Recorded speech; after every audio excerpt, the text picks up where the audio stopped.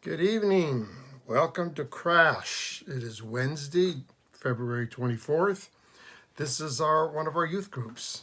Used to meet every Wednesday night.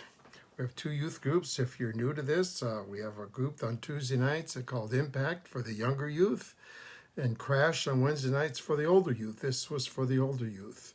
So I want to thank those of you that have stayed loyal to the group, that are looking forward to meeting again, that are watching these videos.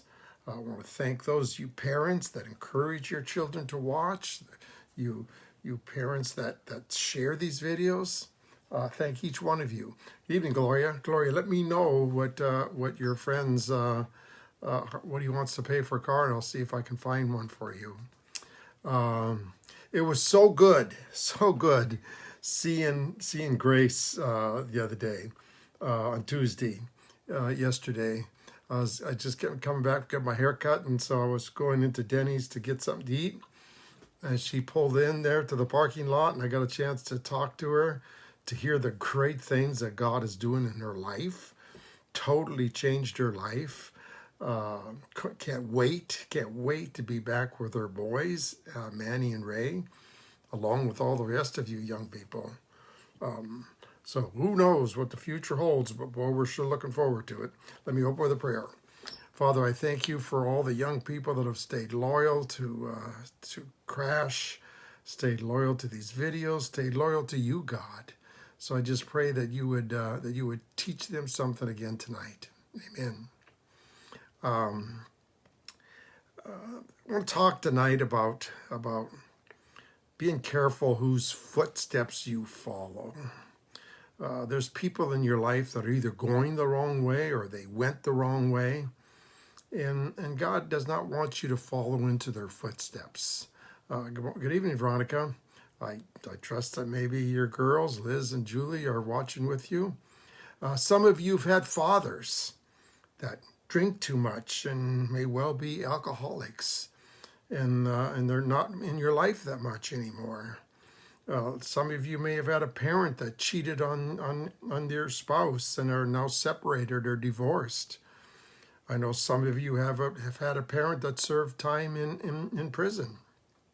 Now you're probably all saying, you would never be like that. I'll never be like that. I'll never be like my parents. But listen to this. This is what God says in Exodus 34:7. He says, He punishes the children and their children for the sin of the fathers and mothers to the third and fourth generation. Now let me explain that. It's been proven statistically that certain things run in the family.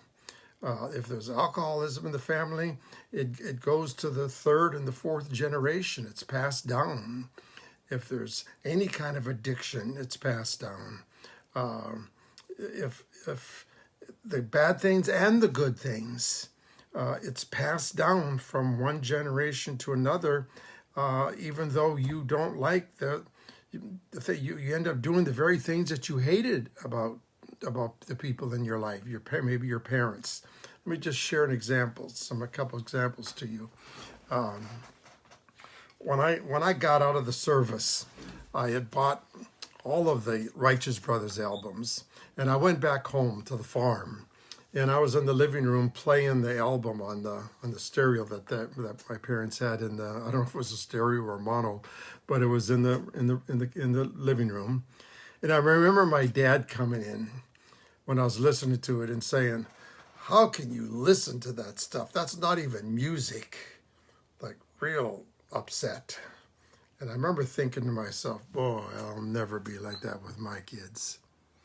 And then, lo and behold, in this very house that I'm at now, one of my sons, Aaron, was upstairs right above our bedroom listening to music, and it was the rap. He was listening to rap, and I had that beat, the boom, boom, boom. I was in the bedroom below, and I just kept hearing that. And I remember going upstairs, opening up the door, and saying to him, "Aaron, how can you listen to that crap? That's not even music." And then it was like hit me like deja vu. It was like The very same thing my dad said, I'm saying to my son, even though I said I would never do that to my kids. And here I am doing it. We follow the footsteps of our parents. It's too many times. Another one. My dad was a very nervous man and a very angry man and got upset very easily. And before I was a Christian, I had some of those same qualities. And then when I became a Christian, I told myself, man, I'm not going to be like that anymore. I'm not going to get upset. And I can remember driving home from work, coming down the street and telling myself, okay, now when you go in the house, Jim, you're not going to get upset. So I'd walk into the house and then my wife would say something like, you need to do something with these kids. They've been talking back to me. If something where I would just like, boom, and then I would go off. Doing the very same thing that my father did that I hated. And here I was doing it. So be careful, because if you have parents that have gone the wrong way, you may not like what they did. You may say you're never going to do it. But boy, a lot of times we end up doing it. I'm going to sing a song to you here. Let me just explain what it's about. It's called The House of the Rising Sun. It was from the Animals. That was the name of the group, okay? And it's about a father and a mother. And the mother was a hard worker, but the father was a gambler and a drunk. And he hung out at this House of the Rising Sun where there was drinking and gambling and partying. And he ended up going to prison, ball and chain. And he tells his wife to make sure she tells his children not to do what he had done. It goes something like this. There is a house in New Orleans they call the Rising Sun, and it's been the ruin of many a poor boy. And God, I know I'm one. My mother was a tailor. She sewed my new blue jeans. My father was a gambling man down in New Orleans. Now the only thing a gambler needs is a suitcase and a trunk. And the only time he's satisfied is when he's on a drunk. Oh, mother, tell your children not to do what I have done. Spend my life in sin and misery in the house of the rising sun. Well, I got one foot on the platform, the other foot on the train. I'm going back to New Orleans to wear that ball and chain. Well, there is a house in New Orleans they call the Rising Sun. And it's been the ruin of many a poor boy. And God, I know I'm one. I don't know if you know that song, boy, that goes way back to when I was young. The Animals, House of the Rising Sun. Let's hear what God has to say quickly about all of this. Proverbs 13:20, God says this: those who walk with the wise will end up being wise, but those who have a companion of fools suffer harms. If you hang around with fools, you're going to go the wrong way. But if you hang around with wise people, you're going to end up growing wise. And then in 14:7, it says this. It says, stay away from foolish people, for you will not find knowledge on their lips. Stay away from foolish people. They're going to make mistakes. They're going to go the wrong direction, and they're going to end up taking you with them. And then in Proverbs 22, 24, and 25, it tells us this. Do not make friends with a hot-tempered person. Do not associate with one who gets easily angered, or you may learn their ways and get yourself ensnared. You will end up becoming who you hang around with. And if you hang around with people that are hot-tempered, that get angry, that fight, you're going to end up doing the same things.